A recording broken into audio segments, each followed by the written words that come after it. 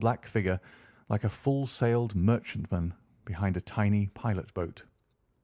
Sherlock Holmes welcomed her with the easy courtesy for which he was remarkable, and having closed the door and bowed her into an armchair, he looked her over in the minute and yet abstracted fashion which was peculiar to him. "Do you not find," he said, "that with your short sight it is a little trying to do so much typewriting?" "I did at first," she answered, "but now I know where the letters are without looking." Then suddenly, realizing the full purport of his words, she gave a violent start and looked up with fear and astonishment upon her broad, good-humoured face. "You've heard about me, Mr. Holmes," she cried, "else how could you know all that?" "Never mind," said Holmes, laughing. "It is my business to know things. Perhaps I've trained myself to see what others overlook. If not, why should you come to consult me?" "I came to you, sir, because I heard of you from Mrs. Etheridge, whose husband you found so easy when the police and everyone had given him up for dead. Oh, Mr. Holmes, I wish you would do as much for me. I'm not rich, but still I have 100 a year in my own right, besides the little that I make by the machine, and I would give it all to know what has become of Mr. Hosmer Angel." "Why did you come away to consult me in such a hurry?" asked Sherlock Holmes, with his finger-tips together and his eyes to the ceiling. Again a startled look came over the somewhat vacuous face of Miss Mary Sutherland. "Yes, I did bang out of the house," she said, "for it made me angry to see the easy way in which Mr. Windibank, that is, my father, took it all.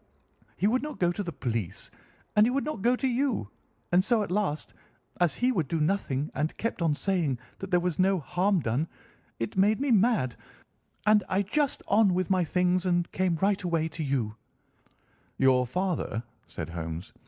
"Your stepfather, surely, since the name is different." "Yes, my stepfather. I call him father, though it sounds funny too, for he is only 5 years and 2 months older than myself." "And your mother is alive?" "Oh, yes, mother is alive and well. I wasn't best pleased, Mr. Holmes, when she married again so soon after father's death, and a man who was nearly 15 years younger than herself. Father was a plumber in the Tottenham Court Road, and he left a tidy business behind him which mother carried on with Mr. Hardy, the foreman. But when Mr. Windibank came, he made her sell the business, for he was very superior, being a traveller in wines. They got £4,700 for the goodwill and interest, which wasn't near as much as father could have got if he had been alive." I had expected to see Sherlock Holmes impatient under this rambling and inconsequential narrative, but on the contrary, he had listened with the greatest concentration of attention. "Your own little income," he asked, "does it come out of the business?" "Oh, no, sir. It is quite separate, and was left me by my Uncle Ned in Auckland. It is in New Zealand stock, paying 4.5%. £2,500 was the amount, but I can only touch the interest." "You interest me extremely," said Holmes, "and since you draw so large a sum as 100 a year, with what you earn into the bargain, you no doubt travel a little and indulge yourself in every way. I believe that a single lady can get on very nicely upon an income of about £60. "I could do with much less than that, Mr. Holmes, but you understand that as long as I live at home I don't wish to be a burden to them, and so they have the use of the money just while I am staying with them. Of course, that is only just for the time. Mr. Windibank draws my interest every quarter and pays it over to my mother, and I found that I can do pretty well with what I earn at typewriting. It brings me 2d. a sheet, and I can often do from 15 to 20 sheets in a day." "You have made your position very clear to me," said Holmes. "This is my friend, Dr. Watson, before whom you can speak as freely as before myself. Kindly tell us now all about your connection with Mr. Hosmer Angel." A flush stole over Miss Sutherland's face, and she picked nervously at the fringe of her jacket. "I met him first at the gasfitters' ball," she said. They used to send father tickets when he was alive, and then afterwards they remembered us and sent them to mother. Mr. Windibank did not wish us to go. He never did wish us to go anywhere. He would get quite mad if I wanted so much as to join a Sunday school treat. But this time I was set on going, and I would go, for what right had he to prevent? He said that folk were not fit for us to know when all father's friends were to be there. And he said that I had nothing fit to wear, when I had my purple plush that I had never so much as taken out of the drawer. At last, when nothing else would do, he went off to France upon the business of the firm. But we went, mother and I, with Mr. Hardy, who used to be our foreman, and it was there I met Mr. Hosmer Angel. I suppose, said Holmes, that when Mr. Windibank came back from France, he was very annoyed at your having gone to the ball. Oh, well, he was very good about it. He laughed, I remember, and shrugged his shoulders, and said there was no use denying anything to a woman, for she would have her way. I see. Then at the gasfitters' ball you met, as I understand, a gentleman called Mr. Hosmer Angel. Yes, sir. I met him that night, and he called next day to ask if we had got home all safe, and after that we met him. That is to say, Mr. Holmes, I met him twice for walks. But after that father came back again, and Mr. Hosmer Angel could not come to the house any more. No? Well, you know father didn't like anything of the sort. He wouldn't have any visitors if he could help it, and he used to say that a woman should be happy in her own family circle. But then, as I used to say to mother, a woman wants her own circle to begin with, and I had not got mine yet. But how about Mr. Hosmer Angel? Did he make no attempt to see you? Well, father was going off to France again in a week, and Hosmer wrote and said that it would be safer and better not to see each other until he had gone. We could write in the meantime, and he used to write every day. I took the letters in the morning, so there was no need for father to know. Were you engaged to the gentleman at this time? Oh, yes, Mr. Holmes. We were engaged after the first walk that we took. Hosmer, Mr. Angel, was a cashier in an office in Leadenhall Street, and— What office? That's the worst of it, Mr. Holmes. I don't know. Where did he live, then? He slept on the premises. And you don't know his address? No, except that it was Leadenhall Street. Where did you address your letters, then? To the Leadenhall Street post office, to be left till called for. He said that if they were sent to the office, he would be chaffed by all the other clerks about having letters from a lady. So I offered to typewrite them, like he did his, but he wouldn't have that, for he said that when I wrote them they seemed to come from me, but when they were typewritten he always felt that the machine had come between us. That will just show you how fond he was of me, Mr. Holmes, and the little things that he would think of. It was most suggestive, said Holmes. It has long been an axiom of mine that the little things are infinitely the most important. Can you remember any other little things about Mr. Hosmer Angel? He was a very shy man, Mr. Holmes. He would rather walk with me in the evening than in the daylight, for he said that he hated to be conspicuous. Very retiring and gentlemanly he was. Even his voice was gentle. He'd had the quinsy and swollen glands when he was young, he told me, and it had left him with a weak throat and a hesitating, whispering fashion of speech. He was always well dressed, very neat and plain, but his eyes were weak, just as mine are, and he wore tinted glasses against the glare. Well, and what happened when Mr. Windibank, your stepfather, returned to France? Mr. Hosmer Angel came to the house again and proposed that we should marry before father came back.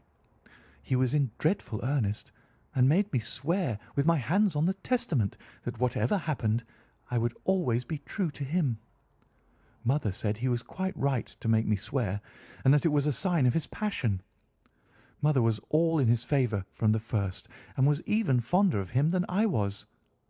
Then, when they talked of marrying within the week, I began to ask about father, but they both said, never mind about father, but just to tell him afterwards, and mother said she would make it all right with him. I didn't quite like that, Mr. Holmes. It seemed funny that I should ask his leave, as he was only a few years older than me. But I didn't want to do anything on the sly, so I wrote to father at Bordeaux, where the company has its French offices. But the letter came back to me on the very morning of the wedding." "It missed him, then?" "Yes, sir, for he had started to England just before it arrived." "Ha! That was unfortunate. Your wedding was arranged, then, for the Friday. Was it to be in church?" "Yes, sir, but very quietly. It was to be at St. Saviour's, near King's Cross, and we were to have breakfast afterwards at the St. Pancras Hotel. Hosmer came for us in a hansom, but as there were two of us, he put us both into it and stepped himself into a four-wheeler, which happened to be the only other cab in the street. We got to the church first, and when the four-wheeler drove up we waited for him to step out, but he never did, and when the cabman got down from the box and looked, there was no one there. The cabman said he could not imagine what had become of him, for he had seen him get in with his own eyes. That was last Friday, Mr. Holmes, and I have never seen or heard anything since to throw any light upon what became of him." "It seems to me that you have been very shamefully treated," said Holmes. "Oh, no, sir. He was too good and kind to leave me so. Why, all the morning he was saying to me that whatever happened, it was to be true, and that even if something quite unforeseen occurred to separate us, I was always to remember that I was pledged to him and that he would claim his pledge sooner or later. It seems strange talk for a wedding morning, but what has happened since gives a meaning to it." "Most certainly it does. Your own opinion is, then, that some unforeseen catastrophe has occurred to him?" "Yes, sir. I believe that he foresaw some danger, or else he would not have talked so, and then I think that what he foresaw happened." "But you have no notion as to what it could have been?" "None." "One more question. How did your mother take the matter?" "She was angry, and said that I was never to speak of the matter again." "And your father? Did you tell him?" "Yes, and he seemed to think with me that something had happened, and that I should hear of Hosmer again. As he said, what interest could anyone have in bringing me to the doors of the church and then leaving me? Now, if he had borrowed my money, or if he had married me and got my money settled on him, there might be some reason. But Hosmer was very independent about money, and never would look at a shilling of mine. And yet, what could have happened, and why could he not write? Oh, it drives me half mad to think of it, and I can't sleep a wink at night." She pulled a little handkerchief out of her muff and began to sob heavily into it. "I shall glance into the case for you," said Holmes, rising, "and I have no doubt that we shall reach some definite result. Let the weight of the matter rest upon me now, and do not let your mind dwell upon it further. Above all, try to let Mr. Hosmer Angel vanish from your memory, as he has done from your life." "Then you don't think I'll see him again?" "I fear not." "Then what has happened to him?" "You will leave that question in my hands. I should like an accurate description of him, and any letters of his which you can spare." "I advertised for him in last Saturday's Chronicle," said she. "Here is the slip, and here are 4 letters from him." "Thank you. And your address?" "No. 31 Lion Place, Camberwell." "Mr. Angel's address you never had, I understand. Where is your father's place of business?" "He travels for West House and Marbank, the great claret importers of Fenchurch Street." "Thank you. You have made your statement very clearly. You will leave the papers here, and remember the advice which I have given you. Let the whole incident be a sealed book, and do not allow it to affect your life." "You are very kind, Mr. Holmes, but I cannot do that. I shall be true to Hosmer. He shall find me ready when he comes back." For all the preposterous hat and the vacuous face, there was something noble in the simple faith of our visitor which compelled our respect. She laid her little bundle of papers upon the table and went her way, with a promise to come again whenever she might be summoned. Sherlock Holmes sat silent for a few minutes with his fingertips still pressed together, his legs stretched out in front of him, and his gaze directed upward to the ceiling. Then he took down from the rack the old and oily clay pipe which was to him as a counsellor, and, having lit it, he leaned back in his chair, with the thick blue cloud wreaths spinning up from him, and a look of infinite languor in his face. "Quite an interesting study, that maiden," he observed. "I found her more interesting than her little problem, which, by the way, is rather a trite one. You will find parallel cases if you consult my index. In Andover in '77, and there was something of the sort at The Hague last year. Old as is the idea, however, there were one or two details which were new to me, but the maiden herself was most instructive." "You appeared to read a good deal upon her which was quite invisible to me," I remarked. "Not invisible, but unnoticed, Watson. You did not know where to look, and so you missed all that was important. I can never bring you to realize the importance of sleeves, the suggestiveness of thumbnails, or the great issues that may hang from a bootlace. Now, what did you gather from that woman's appearance? Describe it." "Well, she had a slate-coloured, broad-brimmed straw hat, with a feather of brickish red. Her jacket was black, with black beads sewn upon it, and a fringe of little black jet ornaments. Her dress was brown, rather darker than coffee colour, with a little purple plush at the neck and sleeves.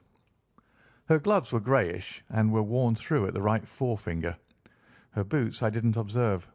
She had small round hanging gold earrings and a general air of being fairly well-to-do in a vulgar, comfortable, easy-going way." Sherlock Holmes clapped his hands softly together and chuckled. "Upon my word, Watson, you are coming along wonderfully. You have really done very well indeed. It is true that you have missed everything of importance, but you have hit upon the method, and you have a quick eye for colour. Never trust to general impressions, my boy, but concentrate yourself upon details. My first glance is always at a woman's sleeve. In a man it is perhaps better first to take the knee of the trouser. As you observe, this woman had plush upon her sleeves, which is a most useful material for showing traces. The double line a little above the wrist, where the typewritist presses against the table, was beautifully defined. The sewing machine of the hand type leaves a similar mark, but only on the left arm, and on the side of it farthest from the thumb, instead of being right across the broadest part, as this was. I then glanced at her face, and observed the dint of a pince-nez at either side of her nose.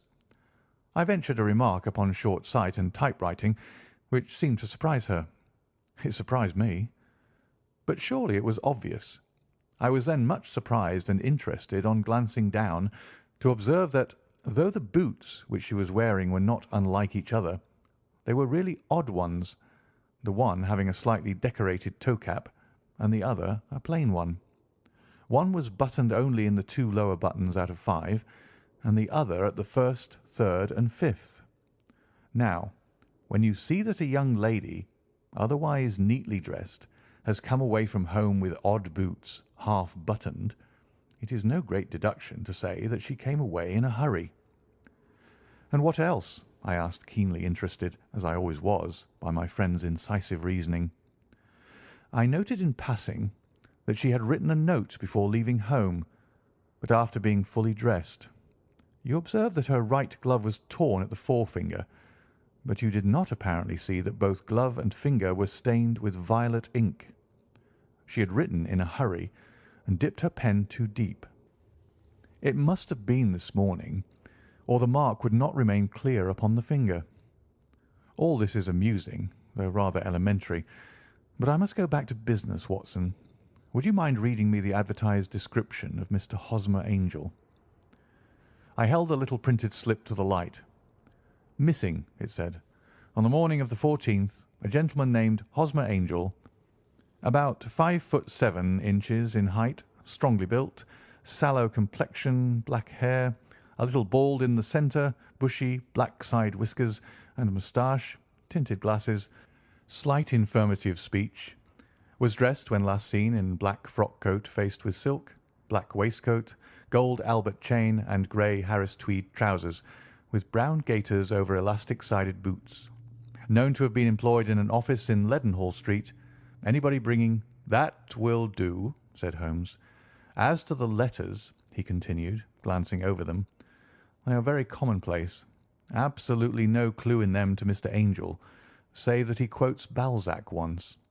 There is one remarkable point, however, which will no doubt strike you." "They are typewritten," I remarked. "Not only that, but the signature is typewritten. Look at the neat little Hosmer Angel at the bottom.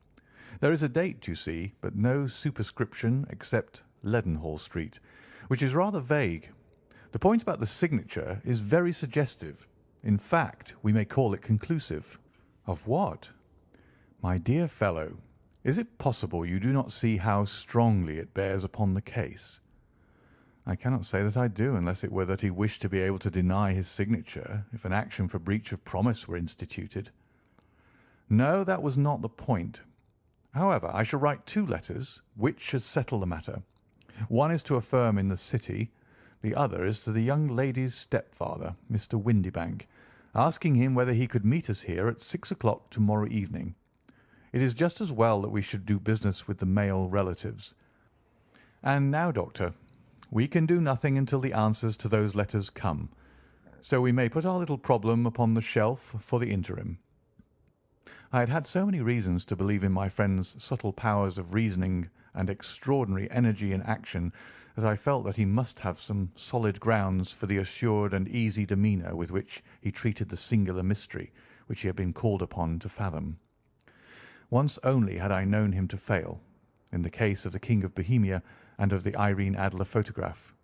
But when I looked back to the weird business of the sign of the 4, and the extraordinary circumstances connected with the study in scarlet, I felt that it would be a strange tangle indeed which he could not unravel. I left him then, still puffing at his black clay pipe, with the conviction that when I came again on the next evening I would find that he held in his hands all the clues which would lead up to the identity of the disappearing bridegroom of Miss Mary Sutherland. A professional case of great gravity was engaging my own attention at the time, and the whole of the next day I was busy at the bedside of the sufferer.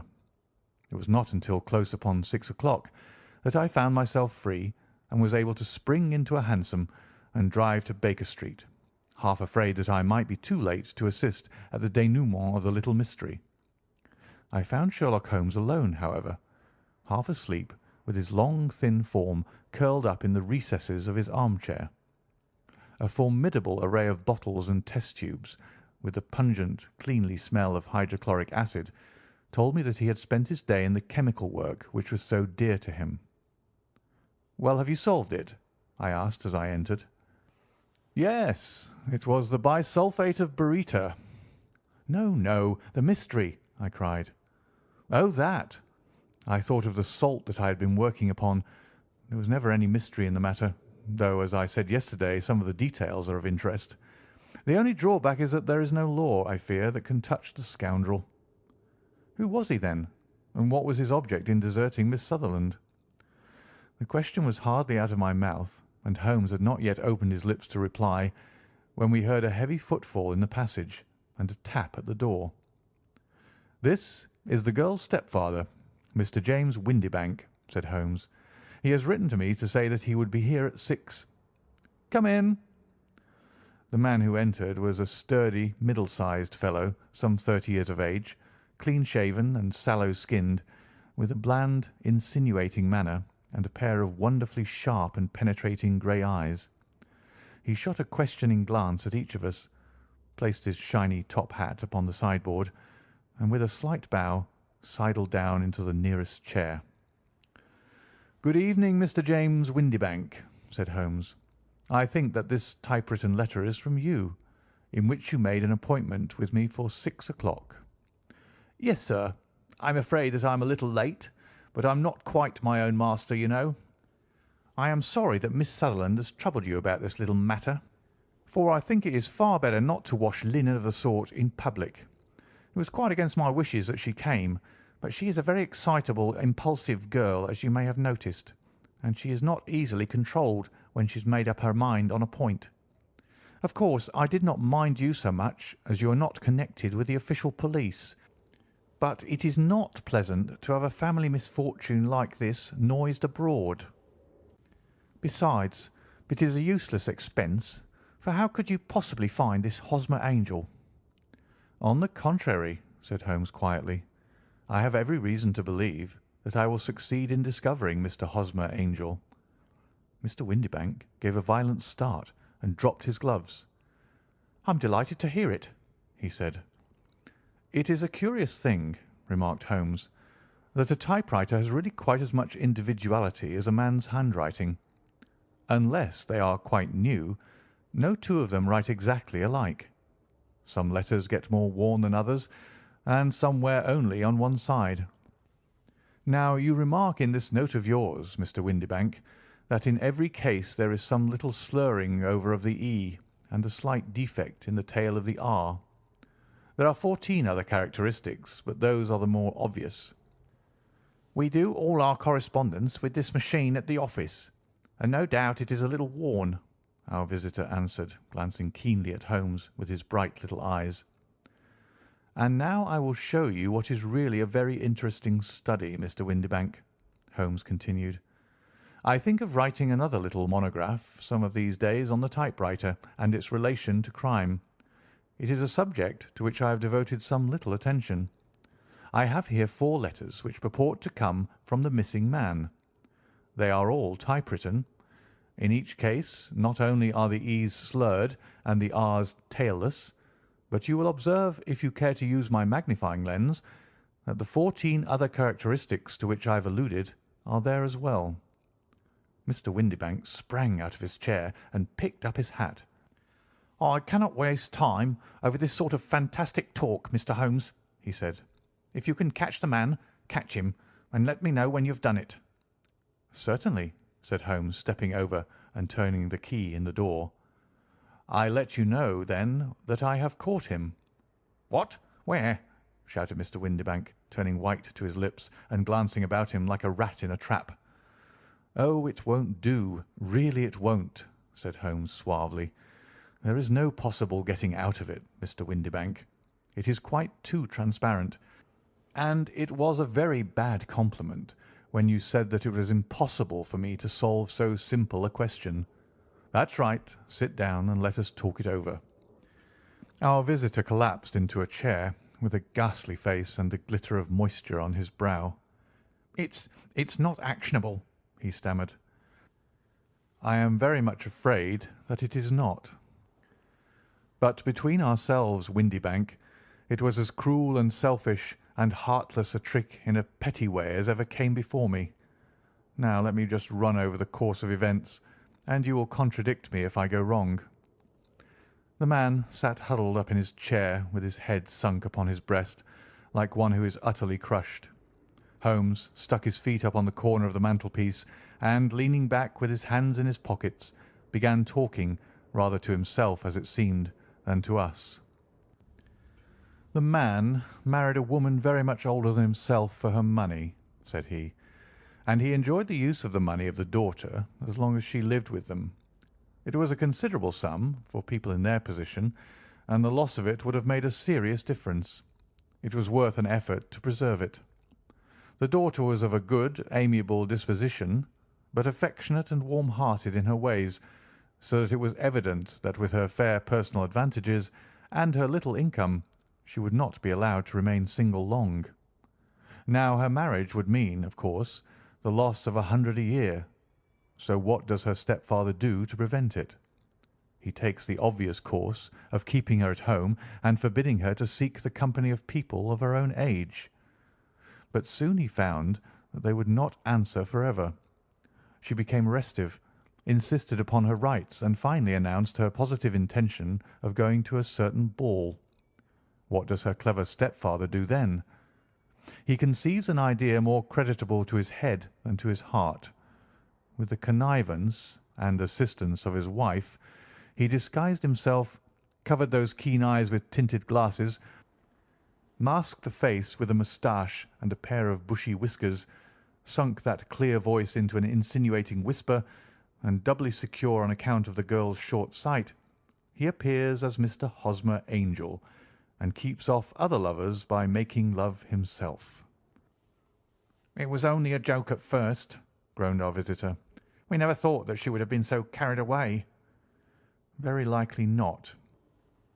However that may be, the young lady was very decidedly carried away, and having quite made up her mind that her stepfather was in France, the suspicion of treachery never for an instant entered her mind.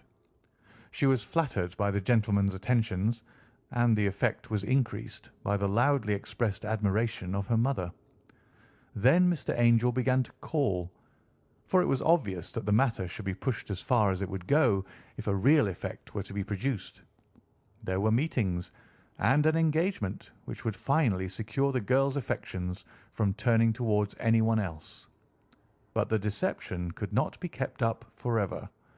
These pretended journeys to France were rather cumbrous. The thing to do was clearly to bring the business to an end in such a dramatic manner that it would leave a permanent impression upon the young lady's mind, and prevent her from looking upon any other suitor for some time to come. Hence those vows of fidelity exacted upon a testament, and hence also the allusions to a possibility of something happening on the very morning of the wedding. James Windibank wished Miss Sutherland to be so bound to Hosmer Angel, and so uncertain as to his fate, that for 10 years to come, at any rate, she would not listen to another man. As far as the church door he brought her, and then, as he could go no farther, he conveniently vanished away by the old trick of stepping in at one door of a four-wheeler and out at the other. I think that was the chain of events, Mr. Windibank." Our visitor had recovered something of his assurance while Holmes had been talking, and he rose from his chair now with a cold sneer upon his pale face. "It may be so, or it may not, Mr. Holmes," said he. "But if you are so very sharp, you ought to be sharp enough to know that it is you who are breaking the law now, and not me. I have done nothing actionable from the first, but as long as you keep that door locked, you lay yourself open to an action for assault and illegal constraint." "The law cannot, as you say, touch you," said Holmes, unlocking and throwing open the door. "Yet there never was a man who deserved punishment more. If the young lady has a brother or a friend, he ought to lay a whip across your shoulders, by Jove," he continued, flushing up at the sight of the bitter sneer upon the man's face. "It is not part of my duties to my client, but here's a hunting crop handy, and I think I shall just treat myself to—" He took 2 swift steps to the whip, but before he could grasp it there was a wild clatter of steps upon the stairs, the heavy hall door banged, and from the window we could see Mr. James Windibank running at the top of his speed down the road. "There's a cold-blooded scoundrel," said Holmes, laughing as he threw himself down into his chair once more. "That fellow will rise from crime to crime until he does something very bad and ends on a gallows. The case has in some respects been not entirely devoid of interest." "I cannot now entirely see all the steps of your reasoning," I remarked.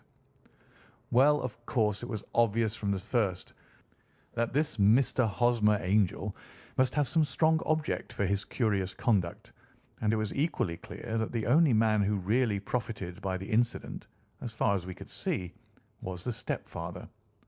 Then the fact that the 2 men were never together, but that the one always appeared when the other was away, was suggestive. So were the tinted spectacles and the curious voice, which both hinted at a disguise, as did the bushy whiskers.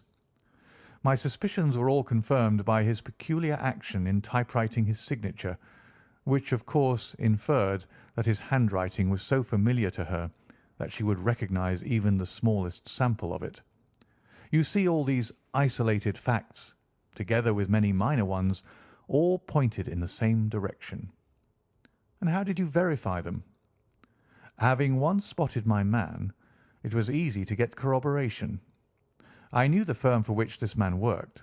Having taken the printed description, I eliminated everything from it which could be the result of a disguise, the whiskers, the glasses, the voice, and I sent it to the firm with a request that they would inform me whether it answered to the description of any of their travellers. I had already noticed the peculiarities of the typewriter, and I wrote to the man himself at his business address, asking him if he would come here. As I expected, his reply was typewritten and revealed the same trivial but characteristic defects.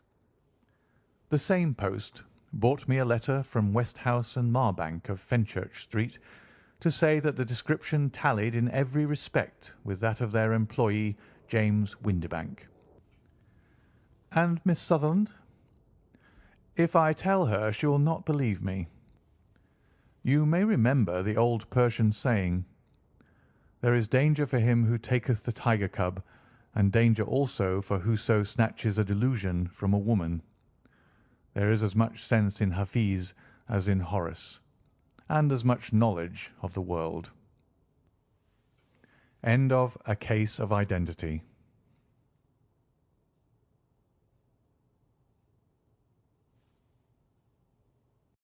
The Boscombe Valley Mystery. We were seated at breakfast one morning, my wife and I, when the maid brought in a telegram. It was from Sherlock Holmes, and ran in this way: "Have you a couple of days to spare? Have just been wired for from the west of England in connection with Boscombe Valley tragedy. Shall be glad if you will come with me.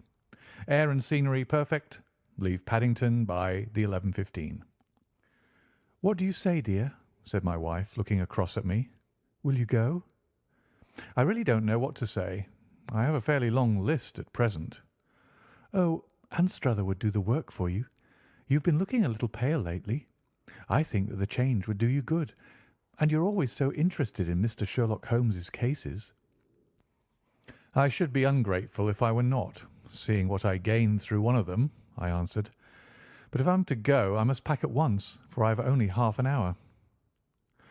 My experience of camp life in Afghanistan had at least had the effect of making me a prompt and ready traveller. My wants were few and simple, so that in less than the time stated I was in a cab with my valise, rattling away to Paddington Station. Sherlock Holmes was pacing up and down the platform, his tall, gaunt figure made even gaunter and taller by his long, grey travelling cloak and close-fitting cloth cap. "It is really very good of you to come, Watson," said he. "It makes a considerable difference to me, having someone with me on whom I can thoroughly rely. Local aid is always either worthless or else biased. If you will keep the 2 corner seats, I shall get the tickets." We had the carriage to ourselves, save for an immense litter of papers which Holmes had brought with him. Among these he rummaged and read, with intervals of note-taking and of meditation, until we were past Reading. Then he suddenly rolled them all into a gigantic ball and tossed them up onto the rack.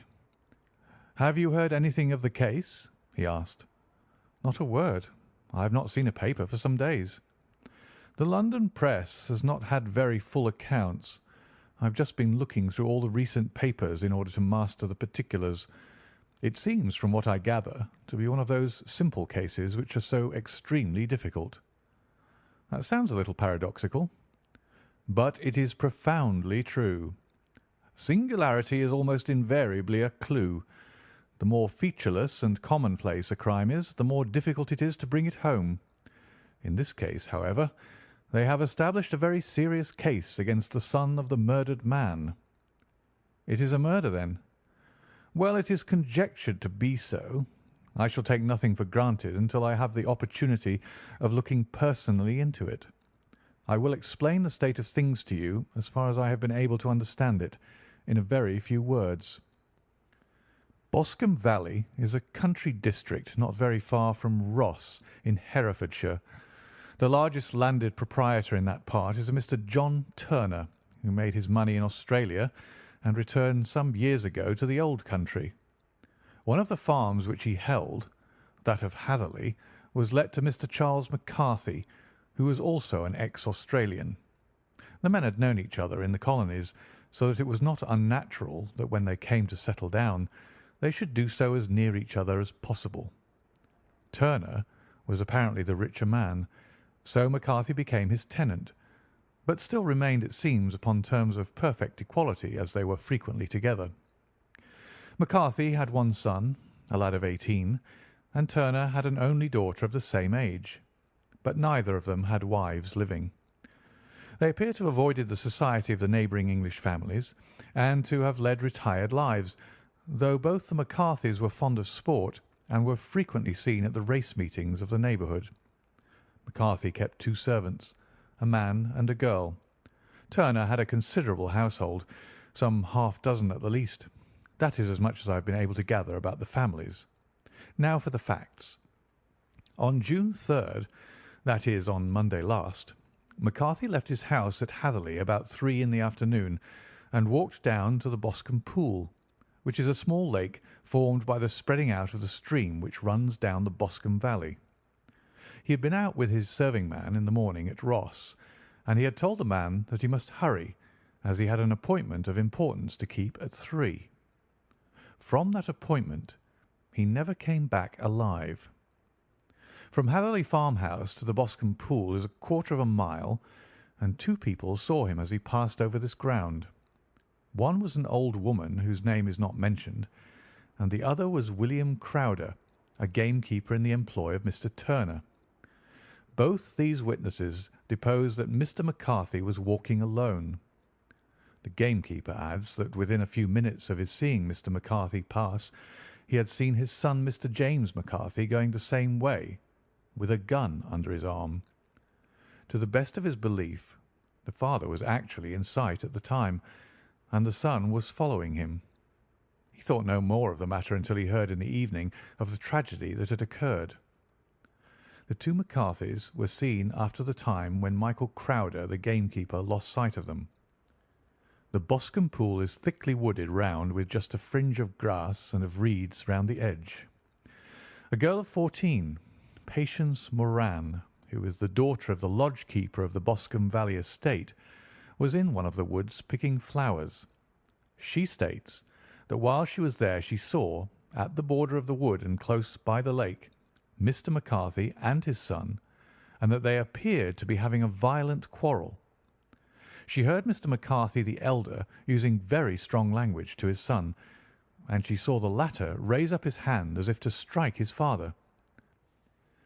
She was so frightened by their violence that she ran away and told her mother when she reached home that she had left the 2 McCarthys quarrelling near Boscombe Pool, and that she was afraid that they were going to fight. She had hardly said the words when young Mr. McCarthy came running up to the lodge to say that he had found his father dead in the wood, and to ask for the help of the lodge-keeper. He was much excited, without either his gun or his hat, and his right hand and sleeve were observed to be stained with fresh blood. On following him they found the dead body stretched out upon the grass beside the pool. The head had been beaten in by repeated blows of some heavy and blunt weapon. The injuries were such as might very well have been inflicted by the butt end of his son's gun, which was found lying on the grass within a few paces of the body. Under these circumstances the young man was instantly arrested, and a verdict of wilful murder having been returned at the inquest on Tuesday, he was on Wednesday brought before the magistrates at Ross, who have referred the case to the next assizes. Those are the main facts of the case as they came out before the coroner and the police court. "I could hardly imagine a more damning case," I remarked. "If ever circumstantial evidence pointed to a criminal, it does so here." "Circumstantial evidence is a very tricky thing," answered Holmes thoughtfully. "It may seem to point very straight to one thing, but if you shift your own point of view a little, you may find it pointing in an equally uncompromising manner to something entirely different. It must be confessed, however, that the case looks exceedingly grave against the young man, and it is very possible that he is indeed the culprit. There are several people in the neighbourhood, however, and among them Miss Turner, the daughter of the neighbouring landowner, who believe in his innocence, and who have retained Lestrade, whom you may recollect in connection with the study in scarlet, to work out the case in his interest. Lestrade, being rather puzzled, has referred the case to me, and hence it is that two middle-aged gentlemen are flying westward at 50 miles an hour instead of quietly digesting their breakfasts at home. "I'm afraid," said I, "that the facts are so obvious that you'll find little credit to be gained out of this case." "There is nothing more deceptive than an obvious fact," he answered, laughing. "Besides, we may chance to hit upon some other obvious facts which may have been by no means obvious to Mr. Lestrade. You know me too well to think that I am boasting when I say that I shall either confirm or destroy his theory by means which he is quite incapable of employing, or even of understanding. To take the first example to hand, I very clearly perceive that in your bedroom the window is upon the right-hand side, and yet I question whether Mr. Lestrade would have noted even so self-evident a thing as that. How on earth? My dear fellow, I know you well. I know the military neatness which characterises you. You shave every morning, and in this season you shave by the sunlight. But since your shaving is less and less complete as we go farther back on the left side, until it becomes positively slovenly as we get round the angle of the jaw, it is surely very clear that that side is less illuminated than the other. I could not imagine a man of your habits looking at himself in an equal light and being satisfied with such a result. I only quote this as a trivial example of observation and inference. Therein lies my métier, and it is just possible that it may be of some service in the investigation which lies before us. There are one or two minor points which were brought out in the inquest, and which are worth considering." "What are they?"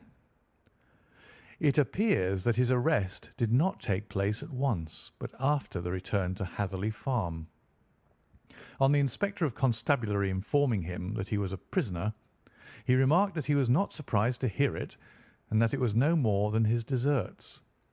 This observation of his had the natural effect of removing any traces of doubt which might have remained in the minds of the coroner's jury." "It was a confession!" I ejaculated. "No, for it was followed by a protestation of innocence. Coming on top of such a damning series of events, it was at least a most suspicious remark." "On the contrary," said Holmes, "it is the brightest rift which I can at present see in the clouds. However innocent he might be, he could not be such an absolute imbecile as not to see that the circumstances were very black against him. Had he appeared surprised at his own arrest, or feigned indignation at it, I should have looked upon it as highly suspicious, because such surprise or anger would not be natural under the circumstances, and yet might appear to be the best policy to a scheming man. His frank acceptance of the situation marks him either an innocent man, or else as a man of considerable self-restraint and firmness. As to his remark about his deserts, it was also not unnatural if you consider that he stood beside the dead body of his father, and that there is no doubt that he had that very day so far forgotten his filial duty as to bandy words with him, and even, according to the little girl whose evidence is so important, to raise his hand as if to strike him. The self-reproach and contrition which are displayed in his remark appear to me to be the signs of a healthy mind rather than of a guilty one." I shook my head.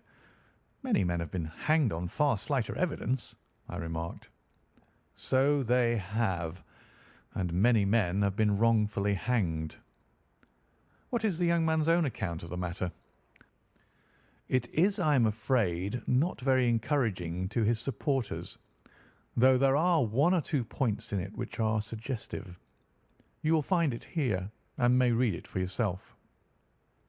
He picked out from his bundle a copy of the local Herefordshire paper, and having turned down the sheet, he pointed out the paragraph in which the unfortunate young man had given his own statement of what had occurred. I settled myself down in the corner of the carriage and read it very carefully, It ran in this way. Mr. James McCarthy, the only son of the deceased, was then called and gave evidence as follows. I had been away from home for 3 days at Bristol, and had only just returned upon the morning of last Monday, the 3rd. My father was absent from home at the time of my arrival, and I was informed by the maid that he had driven over to Ross with John Cobb, the groom. Shortly after my return, I heard the wheels of his trap in the yard, and, looking out of my window, I saw him get out and walk rapidly out of the yard, though I was not aware in which direction he was going. I then took my gun and strolled out in the direction of the Boscombe Pool, with the intention of visiting the rabbit warren, which is upon the other side. On my way, I saw William Crowder, the gamekeeper, as he had stated in his evidence, but he is mistaken in thinking that I was following my father. I had no idea that he was in front of me. When about 100 yards from the pool, I heard a cry of "Cooey," which was the usual signal between my father and myself. I then hurried forward and found him standing by the pool. He appeared to be much surprised at seeing me, and asked me rather roughly what I was doing. A conversation ensued which led to high words and almost to blows, for my father was a man of a very violent temper. Seeing that his passion was becoming ungovernable, I left him and returned towards Hatherley Farm. I had not gone more than 150 yards, however, when I heard a hideous outcry behind me, which caused me to run back again. I found my father expiring upon the ground with his head terribly injured. I dropped my gun and held him in my arms, but he almost instantly expired. I knelt beside him for some minutes, and then made my way to Mr. Turner's lodge-keeper, his house being the nearest, to ask for assistance.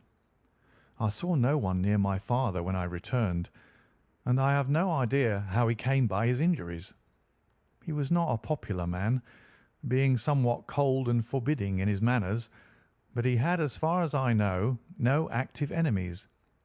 I know nothing further of the matter. The Coroner: Did your father make any statement to you before he died? Witness: He mumbled a few words, but I could only catch some allusion to a rat. The Coroner: What did you understand by that? Witness: It conveyed no meaning to me. I thought that he was delirious. The Coroner: What was the point upon which you and your father had this final quarrel? Witness: I should prefer not to answer. The Coroner: I am afraid that I must press it. Witness: It is really impossible for me to tell you.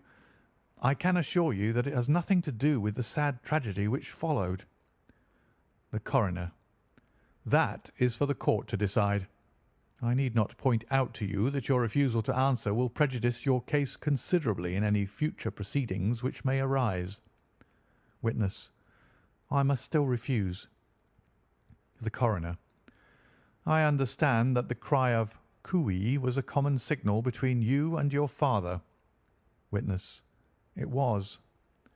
The Coroner: How was it, then, that he uttered it before he saw you, and before he even knew that you had returned from Bristol? Witness, with considerable confusion: I don't know. A Juryman: Did you see nothing which aroused your suspicions when you returned on hearing the cry and found your father fatally injured? Witness: Nothing definite. The Coroner: What do you mean? Witness: I was so disturbed and excited as I rushed out into the open that I could think of nothing except of my father. Yet I have a vague impression that as I ran forward something lay upon the ground to the left of me. It seemed to me to be something grey in colour, a coat of some sort, or plaid perhaps. When I rose from my father, I looked round for it, but it was gone. Do you mean that it disappeared before you went for help? Yes, it was gone. You cannot say what it was? No, I had a feeling something was there. How far from the body? A dozen yards or so. And how far from the edge of the wood? About the same. Then if it was removed, it was while you were within a dozen yards of it? Yes, but with my back towards it." This concluded the examination of the witness. "I see," said I, as I glanced down the column, that the coroner in his concluding remarks was rather severe upon young McCarthy. He calls attention, and with reason, to the discrepancy about his father having signalled to him before seeing him, also to his refusal to give details of his conversation with his father, and his singular account of his father's dying words. They are all, as he remarks, very much against the son. Holmes laughed softly to himself and stretched himself out upon the cushioned seat. "Both you and the coroner have been at some pains," said he, "to single out the very strongest points in the young man's favour.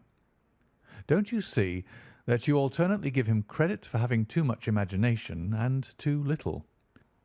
Too little if he could not invent a cause of quarrel which would give him the sympathy of the jury; too much if he evolved from his own inner consciousness anything so outré as a dying reference to a rat and the incident of the vanishing cloth. No, sir, I shall approach this case from the point of view that what this young man says is true, and we shall see whither that hypothesis will lead us. And now here is my pocket Petrarch, and not another word shall I say of this case until we are on the scene of action. We lunch at Swindon, and I see that we shall be there in 20 minutes." It was nearly 4 o'clock when we at last, having passed through the beautiful Stroud Valley and over the broad gleaming Severn, found ourselves at the pretty little country town of Ross. A lean, ferret-like man, furtive and sly-looking, was waiting for us upon the platform. In spite of the light brown dust-coat and leather leggings which he wore in deference to his rustic surroundings, I had no difficulty in recognising Lestrade of Scotland Yard. With him we drove to the Hereford Arms, where a room had already been engaged for us. "I have ordered a carriage," said Lestrade as we sat over a cup of tea. "I knew your energetic nature, and that you would not be happy until you had been on the scene of the crime." "It was very nice and complimentary of you," Holmes answered. "It is entirely a question of barometric pressure." Lestrade looked startled. "I do not quite follow," he said. "How is the glass?" 29, I see. No wind, and not a cloud in the sky. I have a caseful of cigarettes here which need smoking, and the sofa is very much superior to the usual country hotel abomination. I do not think that it is probable that I shall use the carriage to-night." Lestrade laughed indulgently. "You have no doubt already formed your conclusions from the newspapers," he said. "The case is as plain as a pikestaff, and the more one goes into it the plainer it becomes. Still, of course, one can't refuse a lady, and such a very positive one. She has heard of you, and would have your opinion, though I repeatedly told her that there was nothing which you could do which I had not already done. Why, bless my soul, here is her carriage at the door." He had hardly spoken before there rushed into the room one of the most lovely young women that I have ever seen in my life. Her violet eyes shining, her lips parted, a pink flush upon her cheeks, all thought of her natural reserve lost in her overpowering excitement and concern. "Oh, Mr. Sherlock Holmes!" she cried, glancing from one to the other of us, and finally, with a woman's quick intuition, fastening upon my companion. "I am so glad that you have come. I have driven down to tell you so. I know that James didn't do it. I know it, and I want you to start upon your work knowing it too. Never let yourself doubt upon that point.